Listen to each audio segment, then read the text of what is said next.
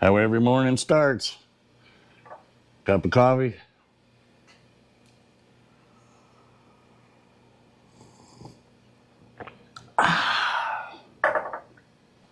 And away we go. Hope you enjoy the video. Well, here she is out in the weather. The new rear end is in. She's sitting a little bit nose high, and that's with the engine in it. The next step is to put the front end on. I'm probably going to have to pull leaves, but let's find out. Back in a minute. Well, there she is. I do believe it's just a little high in the nose. What do you think? She's pretty high. And once again, hey Brian, just bounce up and down on the front bumper. I don't think it's got any suspension.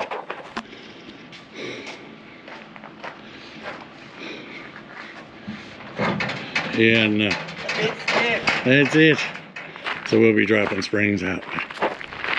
Once again, you get to see the real silliness of this fine unit.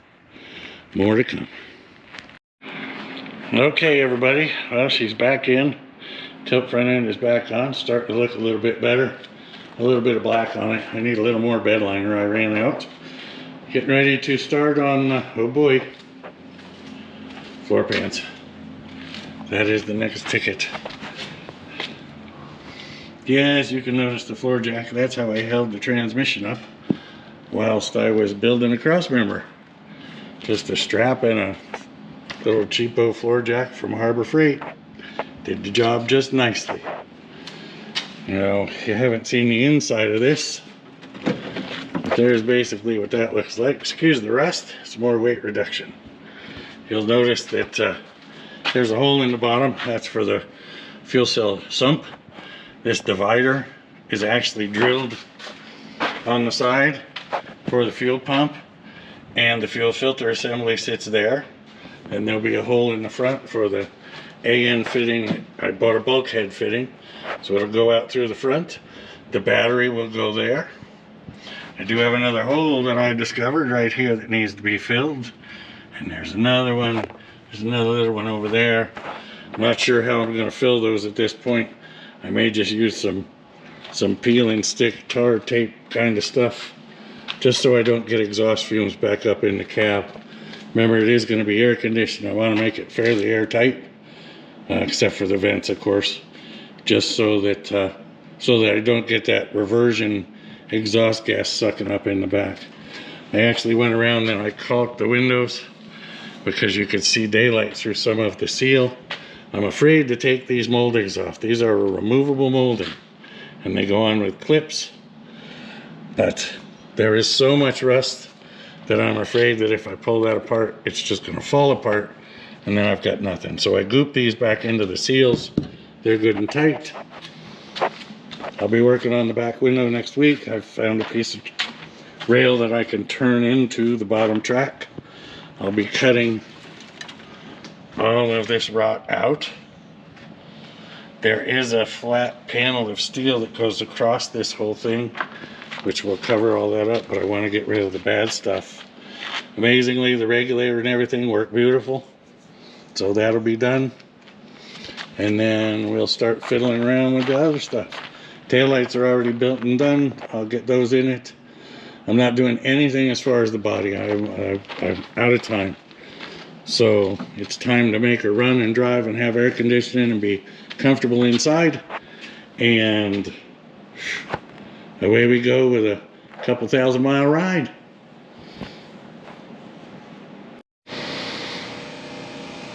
Hey everybody.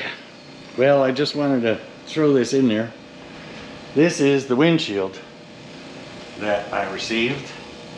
Crated up like it was carrying eggs. They did a beautiful job. The name of the place, I don't really know where it came from. I ordered it from a place called Phoenix Cars, but it came from Copper State Classics in Montclair, California. And I will tell you that they did a heck of a job. This thing's got more nails and screws, and they did not want this thing breaking. So I'm really pleased with the way they packed. Before I accepted it, I did poke a hole in the end down there to make sure that it wasn't a whole bunch of pretty glitter laying in the bottom of the box. But this is like Christmas. And if you ever try and find a windshield for a 1957 Chrysler New Yorker, you will know that it's not exactly easy. So just get a look at the way they pack that. I mean, and then to put a wood crate around it, because you know how trucking companies are sometimes, or the new guy running the forklift. So it was really well packed, really well put together. You can see the label on the side. Don't know who these guys are, but I'll give them a shout out nonetheless. JRD International Vintage Auto Glass. And they obviously know what they're doing. So I'll be back in a few minutes and we're gonna dive into doing some other silly stuff. Let's see what happens today. Well, around here anything becomes a workbench. So there's the Tunnelram. As ugly as she is, she's now Chevy orange. It was red, but it's powder coated red, and I do not have time to get that stuff off of there. So we're painting it red. Maybe when I get back I'll yank it off, either buy another one or I'll go ahead and clean this one off, put it in the bead blaster, make it look like raw aluminum again, and then maybe clear it just so it stays better. I don't know, but we'll play it by ear. Right now it's orange, it's going on the car. I might even put it on this afternoon and you'll get to see that in this video. If not, it'll be the next one, because we got to be moving. Old bald fat man here. See how I sweat? That's because it's Florida. It's hot. The humidity's through the roof. But I want to give a shout out to the Hot Rod Power Tour and the guys that I've met on that trip. Well, I met a couple guys here local that live about 50-60 miles away, and they've actually offered to come out this Friday and help me try and get this car done in time for this year's Power Tour. You just can't beat friendships like that. That's Bill and Smitty from up toward the Englewood area. And also, I'd like to say a shout out to Josh, Mike, and Bob, my Gen Xers or whatever the heck they are. They'll probably correct me on that. And I'm the old boomer in the bunch that I met on the Power Tour. Great bunch of younger guys into the hobby. Got some neat old cars, some neat old stuff. And I know darn well that if I needed the help and they could get here, that they'd be down here to help me too. So if you have a chance to do the Power Tour, get out there and do it. Don't be bashful, meet a few people, because I've made friends for life, and it's just a heck of a good time. I'm sure I'll meet more this year. The bigger the gang, the better. We just have a grand old time, and I look forward to seeing you all on the Hot Rod Power Tour. Hopefully.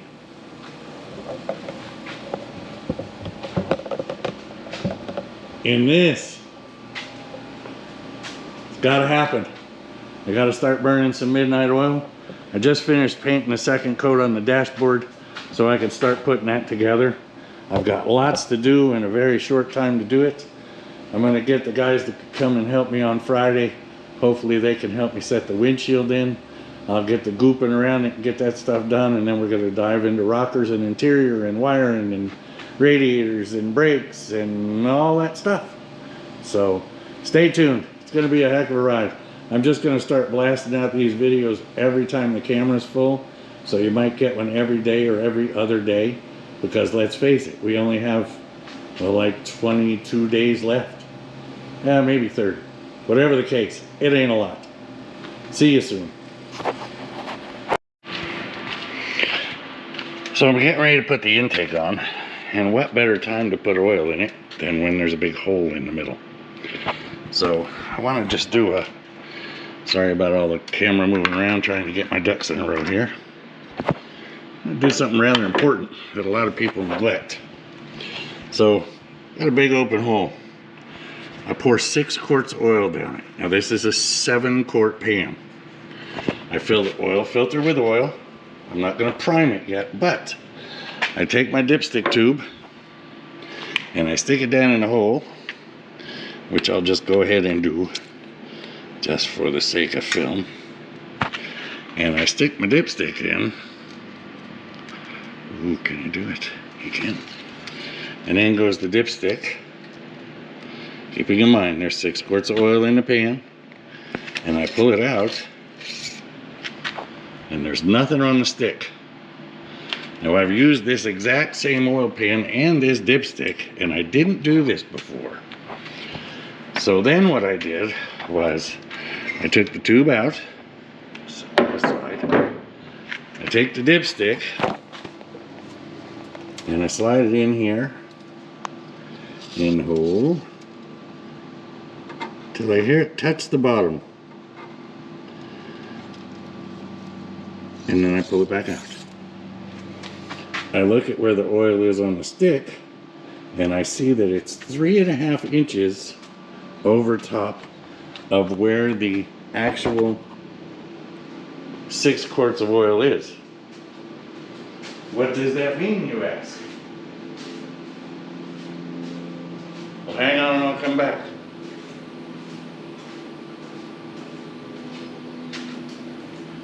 What it means is that if the add quart's down here and the oil's way up here, I need to take 3.5 inches out of the tube, and that will set the mark right at 1 quart low. No, where are you?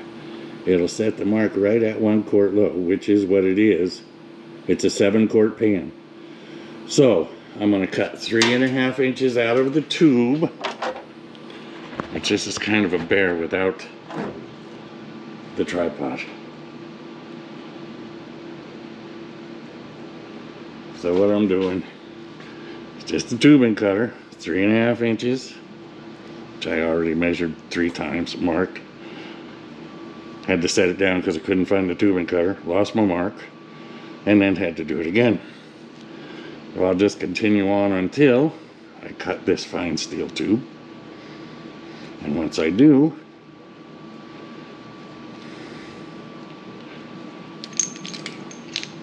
I'm going to blow through it real quick after I deburr the edge with the fine deburr on the edge of this tubing cutter.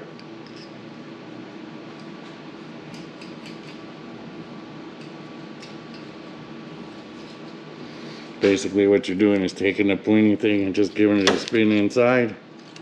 She'll get any burr out of there. Sounds good anyway.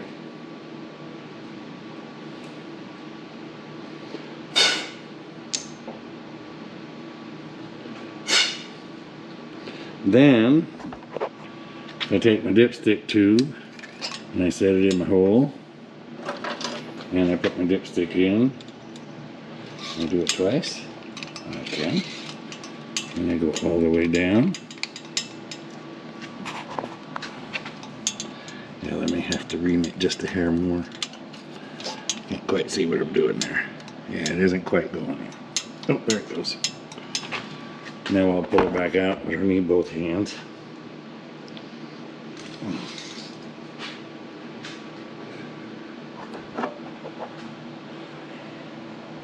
Not how well you can see that, but it's above. It's actually halfway between the add quart and the fill. So I need to take about another 1/2 inch off. So we'll do that, and then we know that our dipstick and tube are accurate. This is just an aftermarket dipstick tube that I bought for the last motor. Didn't even think about it. So basically what I was doing was running it way over full on oil all the time and wondering why it was using it. Well, because it's splashing it everywhere, it's pumping it up on the bottom of the pistons, and it's causing everything to have issues. So you may want to check that after you do an oil change the first time, or even now if you've had it running for quite a while. It could be your dipstick tube is too long and your dipstick's been lying to you forever. But another way to do that is check it once you fill it up and not just assume that everything's good like I did. One more thing we learn as we get older. I know you've been waiting for it. on the advice of my friend Bill, we painted it Chevy orange, and I gotta say, it looks awesome.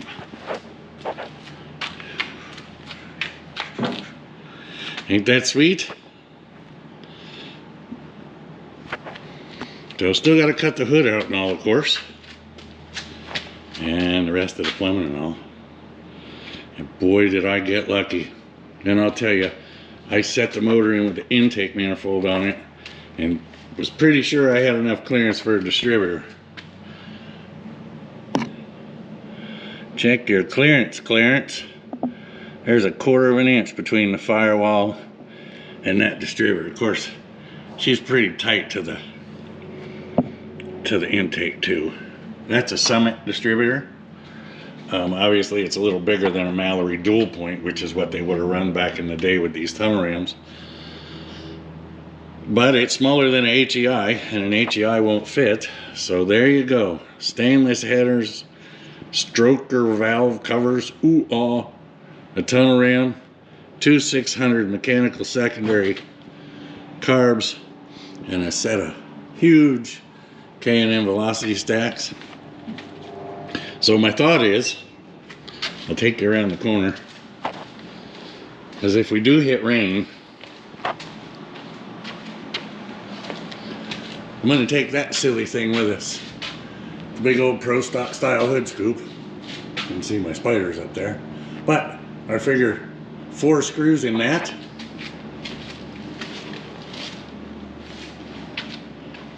On top of the hood will do enough to keep the rain off, still be drivable. Like I'm going to drive this a lot in the rain. It'd be like riding a skateboard on ice. But there she is, and I got to tell you, I'm in love. Gives you more initiative to keep on going and make this thing work. So I still have to pull the carburetors apart. They've been sitting quite a while. So I yank them apart, make sure the needle and seats are good, replace all the accelerator pumps, and because we don't want to leak it on our pretty orange paint, and get this thing together. Onward and upward, my friends. Away we go.